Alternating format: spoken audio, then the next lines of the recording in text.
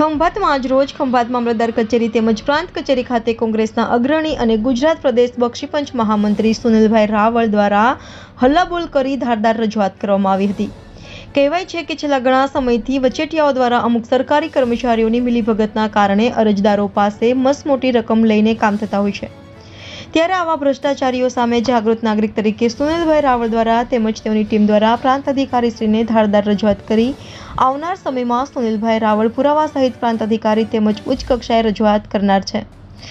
મામલતદાર તેમજ તમામ સરકારી કચેરીઓમાંથી વચેટિયાઓ નાબૂદ થાય અને અરજદારોના ઝડપી કામ થાય તેવી સફળ અને સુંદર રજૂઆત કરવામાં આવી હતી।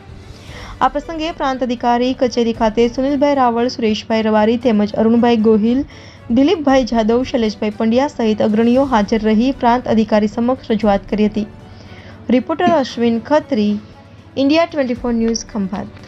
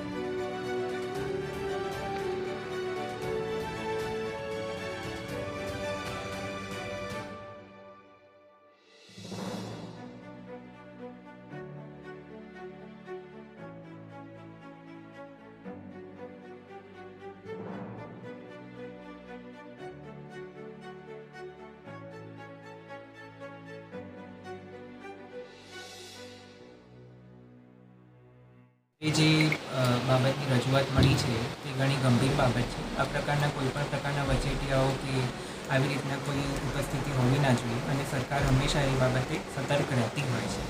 અને જો કોઈ બી નાગરિકને આ પ્રકારની સુવિધામાં કનડગત પડતી હોય તો તે અમારો કે મામલતદારશ્રીનો તરત જ સંપર્ક કરી શકે છે। સાથે સાથે આ બાબતમાં એસીબી દ્વારા પણ એમને હેલ્પલાઇન નંબર બી આપવામાં આવેલો છે, તો તેની પર બી જાણ કરી શકે છે અને અમને બી આ બાબતની જાણ કરી શકે છે। અમે વોલેન્ટિયરલી આ બાબતમાં ચોક્કસ પગલાં લઈશું।